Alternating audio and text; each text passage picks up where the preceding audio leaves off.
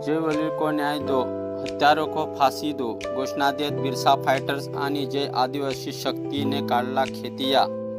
मध्य प्रदेश येथे आक्रोश मोर्चा। नंदुरबार प्रतिनिधी।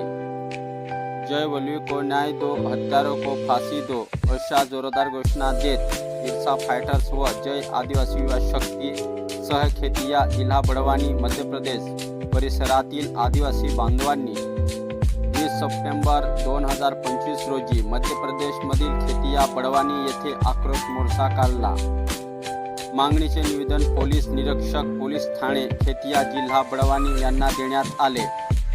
या निवेदनात नंदुरबार तालुका नंदुरबार येथे दिनांक 16 सप्टेंबर 2025 रोजी रात्री सूर्यकांता सुधाकर मराठे सह आरोपींनी तसंच पोलीस कर्मचारी चेतन चौधरी यांच्या देखते संगनमताने जय वडवी नावाच्या आदिवासी युवकांवर चाकूने वार करून त्याच्या भर रस्त्यात हत्या करण्याचा प्रयत्न केला।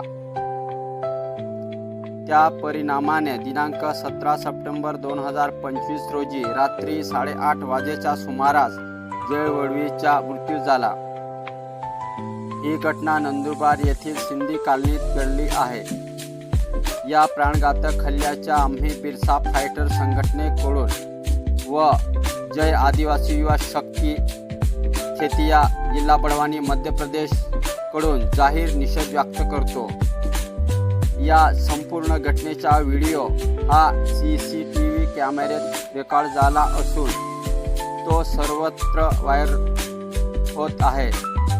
सोशल मीडियावरील या व्हिडिओमध्ये दावा करण्यात येत आहे की ज्या व्यक्तीने हत्या करण्याचा प्रयत्न केला तो एक पोलिसासोबत आलेला आहे।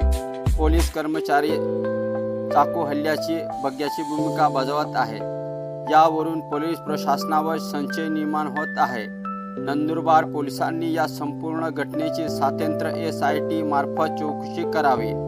दोषी साहेब जो पोलीस अधिकारी सोबत आहे त्याला निलंबित करून त्यांच्यावर हत्येचा खटला चालवावा, अन्यथा आदिवासी समाज रस्त्यावर उतरून आंदोलन करेल अशी ग्वाही बिरसा फायटर संघटना मध्य प्रदेश जय आदिवासी युवा शक्ती संघटना मध्य प्रदेश यांचा इशारा आहे।